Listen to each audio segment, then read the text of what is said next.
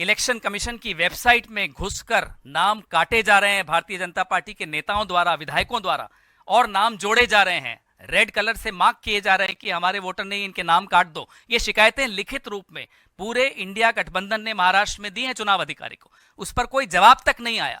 ऐसे ही हरियाणा चुनाव की रात रिजल्ट्स के दूसरे दिन हमने चुनाव आयोग के पास जाकर 10 नेता गए और 99% बैटरी वाला मुद्दा उठाया, कोई जवाब नहीं आया। लगातार तो प्रक्रिया की बात हो रही है, सिर्फ ईवीएम की बात नहीं हो रही, पूरी चुनावी प्रक्रिया को किस तरह से उसके साथ समझौता किया जा रहा है, how it's being compromised is a cause of concern, not just for a political party but for every single voter, because all of us are stakeholders of democracy.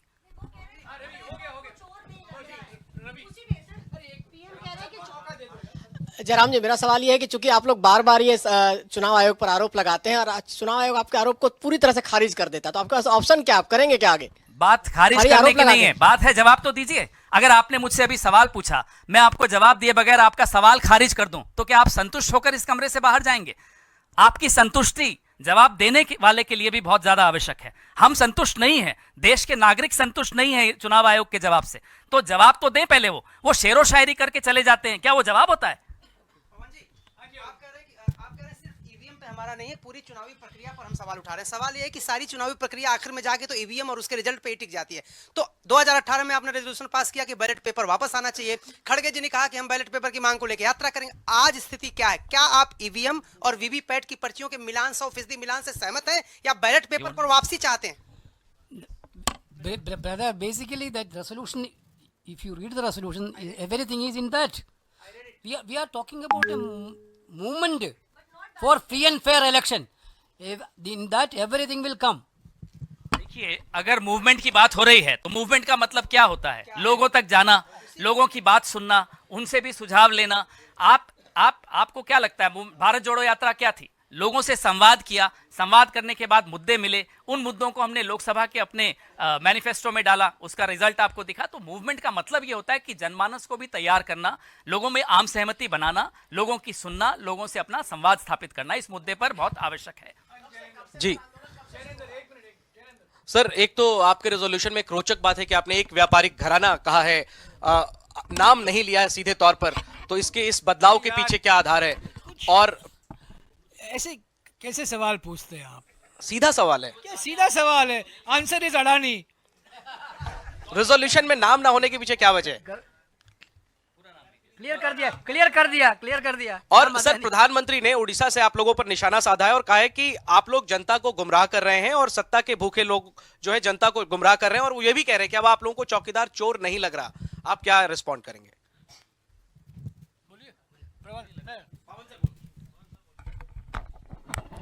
ये सर्टिफिकेट वो अपने आप को क्यों दे रहे हैं कि अब हमें चौकीदार चोर नहीं लग रहा?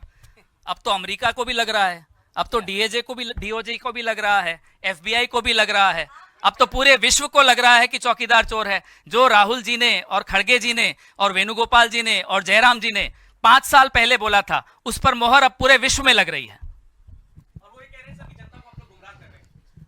अब उनके 10 साल के भाषण वो खुद सुन लें, उन्हें समझ में आ जाएगा कि गुमराह इस देश में कौन किसको करता है। एक मिनट, ये जो मैं 2 बातें कहना चाहता हूं। एक तो आज जो बात हुई है सिर्फ ईवीएम को लेकर नहीं, चुनावी प्रक्रिया पर है, इलेक्टोरल रोल पर है। जिस तरीके से विभिन्न राज्यों में मतदाताओं को रोका जाता है मत देने से, वोटर सप्रेशन के बारे में बहुत सारी बातें उठी। आज ईवीएम का भी मुद्दा उठा। हरियाणा में जो हमने शिकायतें की थी 20 सीटों को लेकर, इलेक्शन कमीशन ने हमें सुना पर हमारी शिकायतों का उन्होंने नजरअंदाज किया। आज सुबह हमने हमारे 3 वरिष्ठ नेता नाना पटोले जी, रमेश चन्नीतला जी और मुकुल वासनिक जी ने महाराष्ट्र चुनाव को लेकर चुनाव आयोग को एक लंबा खत लिखा है, सारी शिकायतें दी हैं और सोमवार को हमने समय मांगा है इलेक्शन कमीशन से, उनको और अवगत कराएं। तो हम कर सकते हैं, हम कर रहे हैं, हम अपना फर्ज निभा रहे हैं, हम अपना धर्म निभा रहे हैं, पर चुनाव आयोग को भी अपना धर्म निभाना होगा और वो धर्म है निष्पक्ष चुनाव कराना। आज जो सर्वसम्मति से सब लोग कह रहे थे चुनावी प्रक्रिया आज ईमानदारी से नहीं चल रही है। और जब जन आंदोलन की बात की गई है प्रस्ताव में, वो जन आंदोलन है, रास्ते पर निकलेंगे, आंदोलन होगा, रैलियां होंगी। और जैसा कि अभी वेणुगोपाल जी ने आपको बताया, 26 और 27 दिसंबर को बेलगाम में एक विशेष बैठक हो रही है CWC की, उसके बाद एक पब्लिक रैली होगा और आप लोग सब उसके लिए आमंत्रित हैं, उसके बारे में मैं अलग से बात करूंगा। आम जनता तक माइक पहुंचाने वाली देश की पहली महिला पब्लिक रिपोर्टर प्रज्ञा मिश्रा जी एक ब्रेक के बाद सड़कों पर दोबारा लौट रही हैं। जल्द शुरू होने जा रहा है सरल, संपूर्ण, सच्चे शो कटिंग चाय का सीजन 2।